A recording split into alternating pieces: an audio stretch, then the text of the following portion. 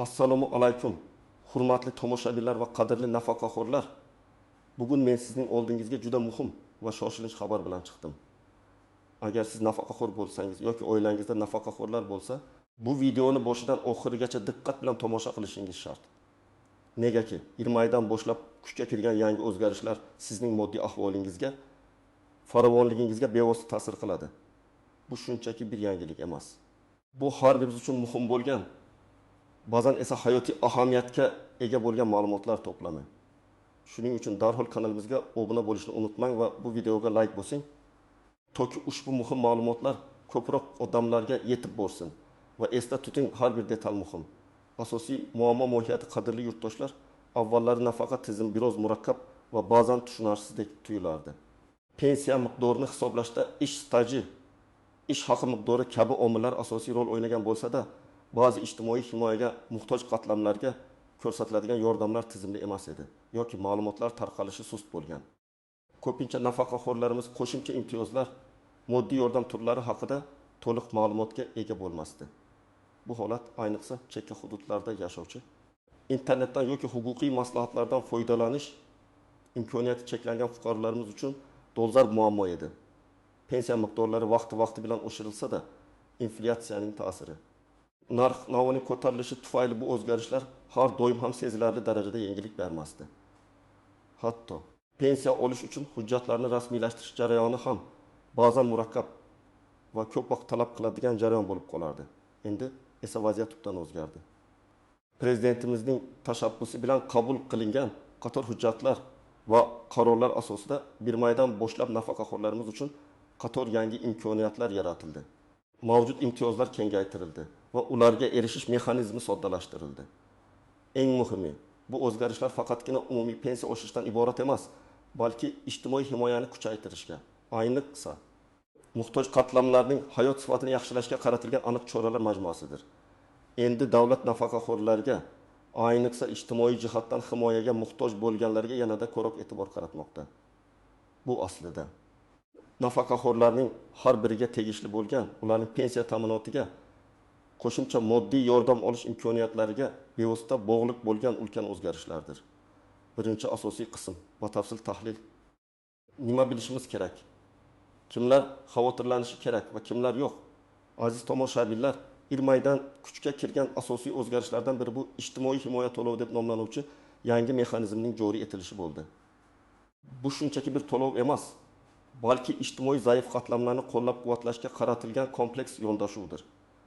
Qolaversa, ayrim turdagi pensiyalarni qayta hisoblash va indeksatsiyalashning yangi qoidalari ham joriy etildi.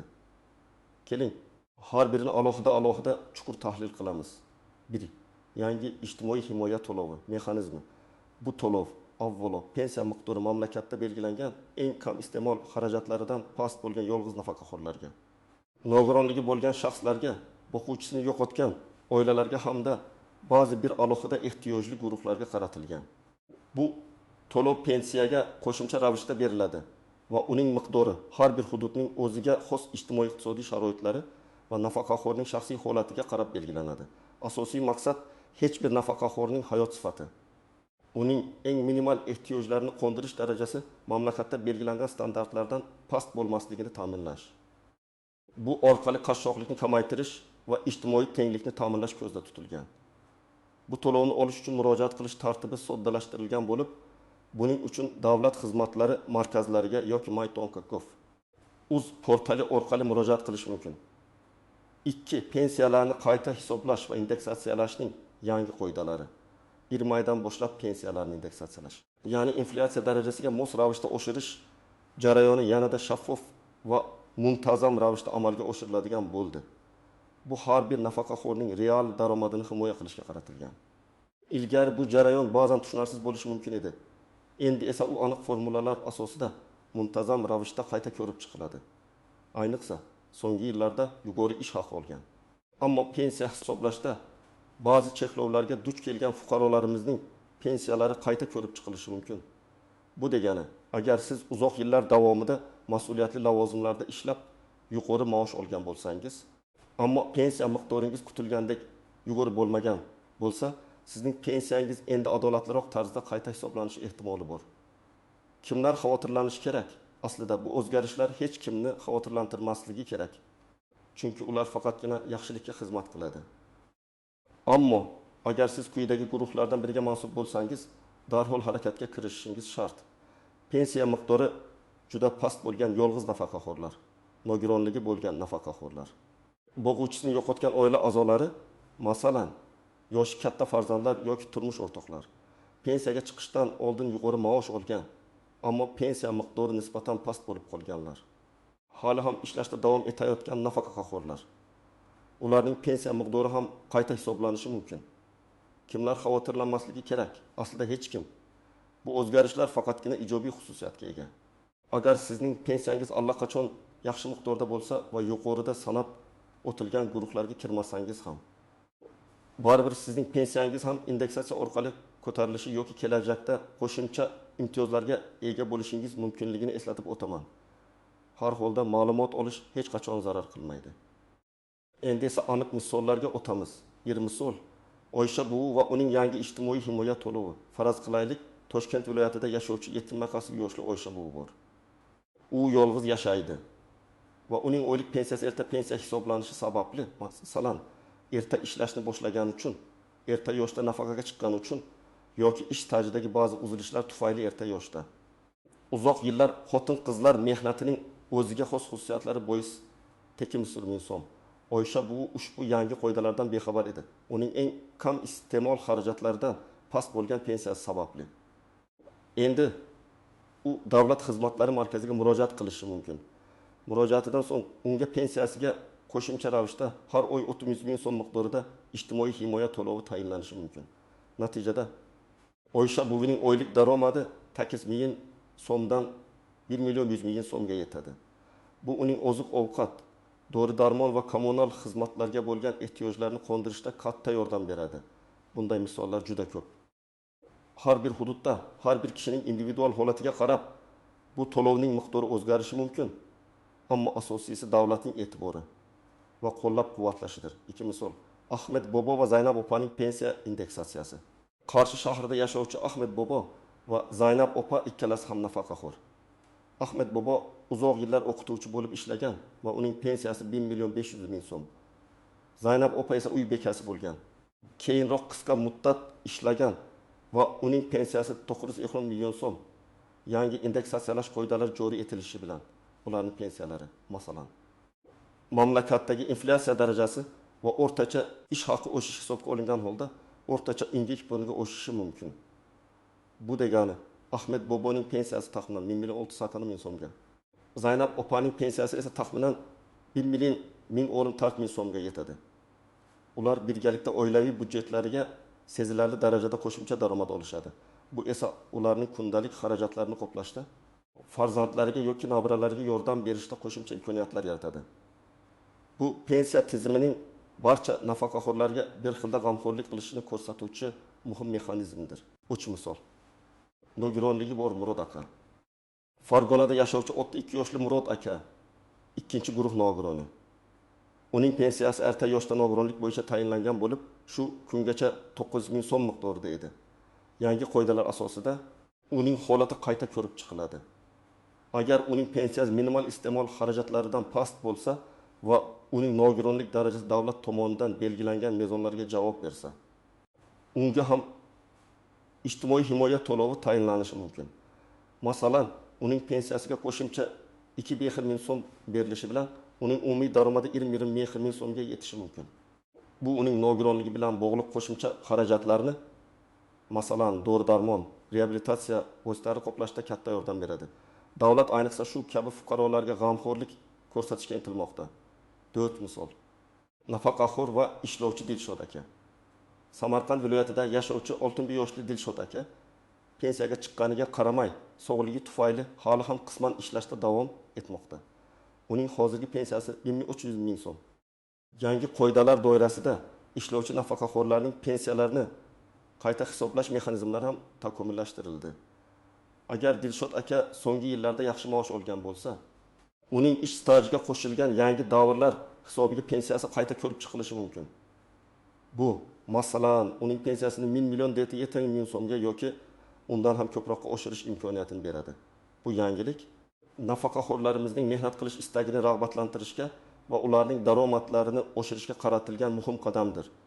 Ikkinchi asosiy qism istisnolar, tuzoqlar va noaniq jihatlar, aziz tomoshabinlar.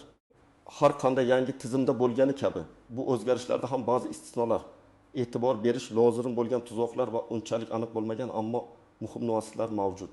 Ularni bilish sizni keraksiz muammolardan himoya qiladi. Istisnolar 1. Harbiy va maxsus xizmat nafaqaxo'rlari. Yuqorida aytib o'tilgan pensiyalarni qayta hisoblash va ijtimoiy himoya to'lovi mexanizmlari asosan fuqarolik pensiyalari tizimiga taalluqlidir. Harbiy xizmat va huquqni muhofaza qilish organlari nafaqaxo'rlar uchun alohida qoidalar va tartiblar mavjud. Ular o'zlarining tegishli idoralariga murojaat qilishlari yoki ma'lumot olishlari kerak. Biroq ularning pensiyalari ham muntazam indeksatsiya qilinishi va davlat g'amxo'rligida bo'lishi davom etadi. Shunday bo'lsa-da, aynan ushbu yangi mexanizmlar ularga bevosita taalluqli bo'lmasligi mumkinligini bilish muhim. 2. Xorijiy davlatlardan pensiya oluvchilar. Agar siz O'zbekiston fuqarosi bo'lsangiz, lekin xorijiy davlatdan pensiya olsangiz, bu yangi qoidalar sizga to'g'ridan-to'g'ri taalluqli bo'lmaydi. Chunki sizning pensiyangiz boshqa davlatning qonunchiligi asosida shakllanadi. Biroq agarda siz O'zbekistonda ham muayyan ish stajiga ega bo'lsangiz va ikkinchi pensiya olish huquqiga ega bo'lsangiz, O'zbekistondagi pensiyangizni qayta hisoblash masalasida murojaat qilishingiz mumkin. Imtiyozli pensiya huquqiga ega bo'lgan ayrim kasb egalari, ba'zi kasb egalari, masalan, konchilar, xavfli ishlab chiqarishda ishlaganlar imtiyozli pensiya huquqiga ega bo'ladilar. Ularning pensiyalarini hisoblashda o'ziga xos qoidalar mavjud va ushbu yangi mexanizmlar ularga qanday ta'sir qilishini aniqlashtirish uchun o'z pension jamg'armasi bo'limlariga murojaat qilishlari maqsadga muvofiqdir. Tuzoqlar, e'tibor bering. 1. Firibgarlik har qanday yangilik paydo bo'lishi bilan afsuski buzg'unchi kuchlar ham faollashadi. Sizga pensiyangizni tezda oshirib beramiz yoki yangiliklar bo'yicha pul oling degan mazmundagi soxta SMS xabarlar, qo'ng'iroqlar yoki havolalar kelishi mumkin. Hech qachon shaxsiy ma'lumotlaringizni, bank karta raqami, PIN kod, parol noma'lum shaxslarga bermang. Davlat tashkilotlari sizdan bunday ma'lumotlarni telefon orqali so'ramaydi. Pensiya bilan bog'liq barcha rasmiy munosabatlar shaxsan yoki rasmiy davlat xizmatlari markazlari va mytok.gov uz portali orqali amalga oshiriladi. 2 muddatlarni o'tkazib yuborish, ba'zi bir qo'shimcha to'lovlar yoki qayta hisoblashlar uchun murojaat qilishning ma'lum muddatlari belgilanishi mumkin. Garchi aksariyat holatlarda bu muddatlar ancha keng bo'lsa-da, kechikish natijasida imtiyozlarni yo'qotib qo'yishdan saqlaning. Shoshilinch ma'lumotlarni doimo rasmiy manbalardan tekshiring. Hujjatlarning noto'g'ri rasmiylashtirilishi, murojaat qilayotganda hujjatlaringizning to'liqligi va to'g'riligiga ishonch hosil qiling. Bitta noto'g'ri ma'lumot yoki yetishmayotgan hujjat arizangizning rad etilishiga yoki ko'rib chiqilishining kechikishiga olib kelishi mumkin. Noaniq jihatlar va muhim nuanslar 1. Boshqa ijtimoiy imtiyozlar bilan o'zaro aloqasi. Yangi ijtimoiy himoya to'lovini olish sizda mavjud bo'lgan boshqa ijtimoiy imtiyozlar, masalan, kommunal to'lovlar uchun subsidiya, oziq-ovqat mahsulotlari uchun yordamga ta'sir qiladimi? Bu savol har bir holatda individual ko'rib chiqiladi. Ko'pincha bir imtiyoz boshqasini bekor qilmaydi, aksincha bir-birini to'ldiradi. Ammo aniqlik kiritish uchun albatta pensiya jamg'armasi mutaxassislaridan maslahat oling. 2. Qanday qilib pensiya miqdorini mustaqil ravishda tekshirish mumkin? Endi bu jarayon ancha shaffof. Siz mybank.gov uz portali orqali o'zingizning pensiya hisobingizga kirib, ma'lumotlaringizni, ish stajingizni va pensiya miqdoringizni tekshirishingiz mumkin. Bu sizga kutilmagan xatoliklarni aniqlash va ularni o'z vaqtida tuzatish imkoniyatini beradi. Har bir pensiya to'g'risidagi ma'lumot endi siz uchun ochiq va tushunarli bo'lishi kerak. Uchun qarorni qanday shikoyat qilish mumkin? Agar sizning arizangiz rad etilsa yoki sizga pensiya miqdori noto'g'ri hisoblangan deb hisoblasangiz, siz bu qaror ustidan shikoyat qilishingiz mumkin. Avvalo yuqori turuvchi tashkilotga, masalan, pensiya jamg'armasining yuqori idorasiga, keyin esa ma'muriy sudga murojaat qilish huquqingiz bor. Bu adolatli tizimning muhim qismidir. Amaliy maslahatlar nima qilish kerak? Aziz nafaqaxo'rlar, endi eng muhim qismga, aniq qadamlarga o'tamiz. Siz nima qilishingiz kerak? Qayerga borishingiz kerak? Qanday hujjatlar to'plashingiz kerak? Diqqat bilan tinglang, bir. Rasmiy ma'lumotlarni tekshiring. va yangiliklardan boxabar bo'ling. Birinchi navbatda sizga tarqatilayotgan har qanday ma'lumotni rasmiy manbalardan tekshiring. Bu O'zbekiston Respublikasi Pensiya jamg'armasining rasmiy veb-sayti. Adliya vazirligining huquqiy axborot Telegram kanali yoki my.gov.uz portali bo'lishi mumkin. Ularda har bir yangilik, qaror va uning ijrosi haqida batafsil ma'lumot berib boriladi. Telefon orqali yoki shaxsiy suhbatlarda aytilgan ma'lumotlarga to'liq ishonmang. Balki ularni doimo rasmiy hujjatlar bilan solishtiring. Bu sizni noto'g'ri xulosalar chiqarishdan saqlaydi. 2. Hujjatlaringizni tartibga soling. Agar siz ijtimoiy himoya to'loviga yoki pensiyangizni qayta hisoblashga da'vogar bo'lsangiz, quyidagi hujjatlar sizga kerak bo'lishi mumkin. Pasport asli va nusxasi, pensiya guvohnomasi asli va nusxasi, mehnat daftarchasi asli va nusxasi agar pensiyangizni qayta hisoblamoqchi bo'lsangiz, nogironlik to'g'risidagi ma'lumotnoma agar nogiron bo'lsangiz asli va nusxasi, oilaviy ahvolingizni tasdiqlovchi hujjatlar, nikoh guvohnomasi, nikoh bekor qilinganligi to'g'risidagi hujjat, vafot etganlik haqidagi guvohnoma agar boquvchisini yo'qotganlik pensiyasi yoki yolg'iz nafaqaxo'r maqomiga da'vogar bo'lsangiz. Bank karta rekvizitlari pensiya yoki to'lovlar shu kartaga o'tkazilishi uchun. Uy daftardan ko'chirma yoki propiska to'g'risidagi ma'lumotnoma. Barcha hujjatlarning nusxalarini oldindan tayyorlab qo'yish jarayonini tezlashtiradi. Asl nusxalarni esa doimo yoningizda olib boring, ammo hech kimga qoldirmang, faqat ko'rsating. 3. Qayerga murojaat qilish kerak? Eng qulay va tezkor yo'l bu davlat xizmatlari markazlari DXM hisoblanadi. Ular har bir tumanda mavjud va barcha turdagi arizalarni qabul qilishga tayyor. Siz u yerda elektron navbatga turib, qisqa muddatda xizmatlardan foydalanishingiz mumkin. Yana bir qulay variant, yagona interaktiv davlat xizmatlari portali my.gov.uz. Agar sizda internetdan foydalanish imkoniyati va elektron imzo mavjud bo'lsa, siz uydan chiqmasdan turib onlayn tarzda ariza topshirishingiz mumkin. Bu ayniqsa yosh kattalarimiz uchun juda qulay. Tuman, shahar pensiya jamg'armasi bo'limlari ham murojaatlarni qabul qiladi. Agar sizda murakkabroq savollar bo'lsa yoki shaxsiy maslahatga ehtiyoj sezsangiz, ularga murojaat qilishingiz mumkin. 4. Arizani qanday to'ldirish kerak? Arizani to'ldirishda maksimal darajada aniq va to'g'ri ma'lumotlarni kiriting. Barcha kerakli joylarga o'z ism-sharifingiz, pasport ma'lumotlaringiz, yashash manzilingizni to'liq yozing. Murojaat sababini aniq ko'rsating. Masalan, ijtimoiy himoya to'lovi olish uchun yoki pensiyani qayta hisoblash bo'yicha. Agar sizga DXM xodimlari yordam bersa, arizani imzolashdan oldin uni diqqat bilan o'qib chiqing. Barcha savollaringizga javob olishdan tortinmang. 5. Muddati va holatini kuzatish. Arizangiz qabul qilingandan so'ng sizga ro'yxatga olish raqam beriladi. Bu raqamni saqlab qo'ying. U orqali siz arizangizning ko'rib chiqish holatini DXM yoki my.gov.uz portali orqali kuzatishingiz mumkin. Pensiya tayinlash yoki qayta hisoblash jarayoni qonun hujjatlarida belgilangan muddatlarda amalga oshiriladi. Odatda bu 15 ish kunini tashkil qiladi. Agar belgilangan muddat ichida javob olmasangiz, arizangiz holatini tekshirish uchun murojaat qilishingiz mumkin.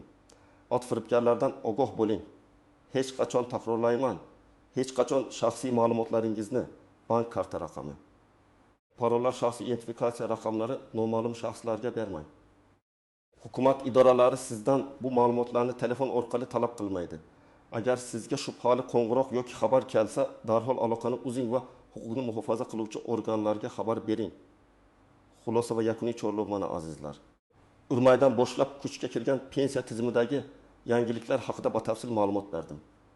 Siz ushbu videodan nafaqat ma'lumot oldingiz, balki o'zingizning huquqlaringizni himoya qilish va moddiy farovonligingizni oshirish uchun qanday harakat qilish kerakligini ham o'rgandingiz degan umiddaman. Esda tuting, davlatning har bir fuqarosi, ayniqsa hurmatli nafaqaxo'rlarimiz g'amxo'rligida. Bu o'zgarishlar sizning hayotingizni yaxshilashga qaratilgan muhim qadamdir. Sizdan talab qilinadigan esa ogoh bo'lish, ma'lumotlarga ega bo'lish va o'z huquqlaringizdan foydalanish uchun faol harakat qilishdir. Agar sizda yana qandaydir savollar paydo bo'lgan bo'lsa, ularni izohlarda yozib qoldiring. Men va jamoamiz ularga javob berishga harakat qilamiz. Bu video siz uchun foydali bo'lgan bo'lsa, iltimos, unga like bosing va kanalimizga obuna bo'lishni unutmang. Bu muhim ma'lumotlar ko'proq insonlarga yetib borishga yordam beradi. Sog' bo'ling, salomat bo'ling, o'zingizni ehtiyot qiling va doimo yangiliklardan boxabar bo'ling.